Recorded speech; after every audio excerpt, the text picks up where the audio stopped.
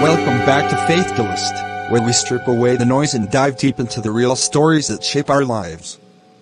Today's tale isn't about grand betrayals or sudden fights. It's about something far more common, and far more dangerous. Silence. This is a real story of Sarah and Mark. They didn't have major problems. They didn't cheat, they didn't scream, and they certainly didn't fight. In fact, if you asked them, they would tell you their relationship was defined by one word: peace. And that, my friends, was the biggest lie they ever told each other. What happened to Sarah and Mark wasn't a sudden explosion. It was a slow, invisible erosion. It's the story of how the fear of a small, momentary conflict today destroys the permanent comfort of your relationship tomorrow. How avoidance, the habit of saying "I'm fine" when you are absolutely not, allows unspoken resentment to become a poison. We all do this. We keep the peace overstating our needs. We hide the mess until it becomes a mountain. And this is how Sarah's silence, her attempt to protect the calm in her home, became the single greatest sabotage to the man she loved. Let this story serve as a mirror. If you have ever said "I'm fine" just to end a conversation, then this story is for you. And it all began simply, as all great betrayals do, in the quiet evening hours, when the dishes were done, and the truth should have been spoken.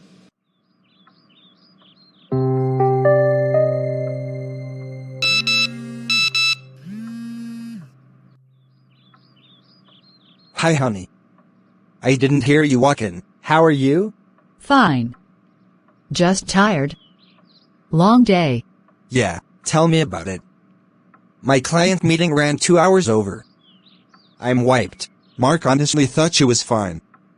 Why wouldn't he? She just told him. But every unsaid word, every unsung chore, settled into Sarah's spirit like rust.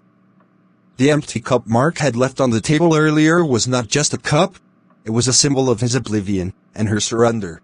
Every little chore Mark missed, every time he said, "I'll do it later," it felt like a tiny cut. He knows I hate leaving the place messy. But if I say something, he'll just say I'm nagging. I'll just do it myself. Again. It's easier this way. Hey, I saw the flights are going up for next month. Did you book those tickets? Oh, shoot.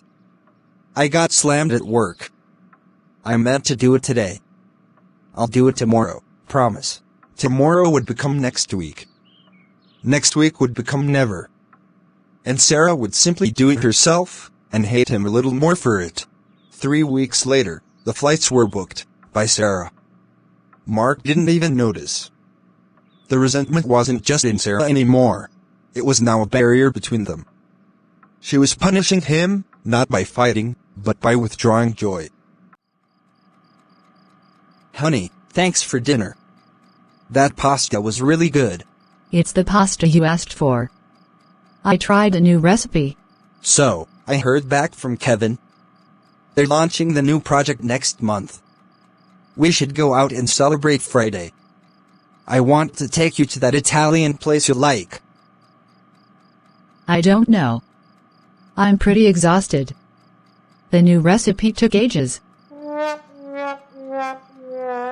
In Sarah's mind, the scorecard was screaming, he gets celebratory nights out with friends. I get to clean up after his dinner and book his mother's flights. No, we're not celebrating. I really need a quiet night in. Maybe just order pizza and watch something on the sofa? Fine. Whatever you want. Mark wasn't angry. He was lonely. He couldn't fix what he couldn't see. And Sarah was determined not to let him see anything, because in her mind, if she had to ask, it didn't count. The silence from the dining room followed them to the bedroom. Sarah knew what was coming next, the attempt to bridge the gap.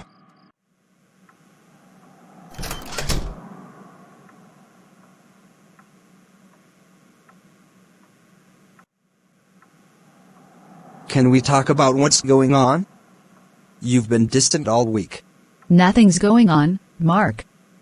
I told you, I'm just tired. But every time I try to hug you, you pull away.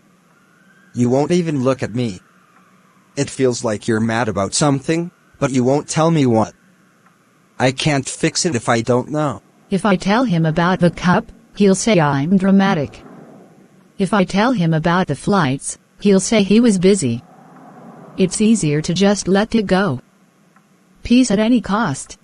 I just had a really rough call with my boss today. Can we talk about it tomorrow? Please. Okay. Tomorrow never came. The relationship wasn't broken by a single, dramatic explosion. It was being destroyed by death by 1,000 unsaid words. The truth was, Sarah had successfully protected herself from conflict, but in doing so, she had sentenced their love to silence. The fuse was short, and the match was microscopic. The slow build-up of weeks needed only the smallest spark to ignite the entire mountain of resentment Sarah had been carrying. Hey, I'm home. Just finished a huge call, feeling great. Did you buy milk? I specifically texted you this morning. Oh, man. I completely forgot. I was rushing to make that call. I'll run back out, promise. No. Don't worry about it. I'll do it. Just like I did the flights, and the laundry, and the dishes for the last 2 weeks. Whoa, wait. What is that about? I said I was sorry about the milk. Why are you bringing up the flights now? The cup, the chore, the flights, the cancelled dinner. They were never small issues. They were the evidence Sarah needed to confirm her core fear, that she wasn't seen, and that her needs didn't matter. Because it's not the milk, Mark. It's never the milk. It's everything that I have to swallow just to keep the peace. I asked you to do one thing and you forgot, just like you forget every other single thing that matters to me. You think I don't care? I've been busting my tail at work for us. If you had a problem with the flights, why didn't you just say something? You said, I'm fine. Because I shouldn't have to say it. If I have to nag you for every basic decency, then what's the point? I'm sick of walking on eggshells, pretending that my exhaustion is just a long day when it's really the price of living with you. In that moment, the entire history of their relationship was weaponized. Sarah was relieved to finally have it out, but Mark was simply overwhelmed, blindsided by a conflict he was never allowed to see coming. I can't do this right now. The silence that followed was different. It wasn't the quiet peace Sarah craved. It was the chilling sound of a relationship on life support. They were finally honest, but the truth had landed with the force of a wrecking ball. A 2-week list? Why didn't she just say something? Was she punishing me this whole time? I thought we were fine. Now I don't even know who she is. Meanwhile, Sarah was alone in the dark bedroom. She had won the battle of honesty, but she realized she had lost the war for connection. The resentment was gone, replaced by a terrifying loneliness. I finally said it. And now he hates me. This is what I was afraid of. The silence was safer. Now what? The silence was gone, replaced by a deafening truth. For Mark, the shock eventually gave way to a painful question: how could he have been so blind? She was right. I am oblivious. But she let me be. All those times I asked if she was okay. She lied. She protected me from the truth, and now the truth is destroying us. Meanwhile, in the bedroom, Sarah's tears dried. She saw the true face of her avoidance. She had always prided herself on being the peacekeeper, but she realized she was simply the conflict dodger. I didn't keep the peace. I just stored up the anger. I gave him the illusion of peace, and then I punished him for believing it. He never knew, because I was too afraid to be honest. They were finally ready to talk. Not to fight, Not to blame, but to acknowledge their respective roles, Mark's obliviousness, and Sarah's silent sacrifice. This was the real starting line.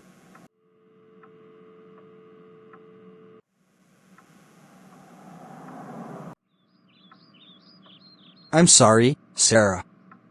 Truly. I was negligent. I should have paid more attention, and I will. But I'm sorry too, Mark. I was unfair. I gave you the permission to be oblivious by lying about how I felt. I took control and then blamed you for it. I was afraid of fighting. it was my job to do the work. But it was your responsibility to let me know the work was piling up. We both failed the communication test. It wasn't a perfect ending. There was no sudden magic fix. It was just a difficult first conversation, the beginning of a long road of honest effort. But for the first time in months, the silence felt truly peaceful. This story isn't just about relationships. It's about self-advocacy. The lesson from Sarah and Mark is this: peace at any price is not peace, it is postponement. You cannot build a genuine connection on an incomplete truth. Your job is to speak up. Your partner's job is to listen. Their silence does not mean they don't care. It means they cannot read your mind. Give them the chance to see you, truly see you.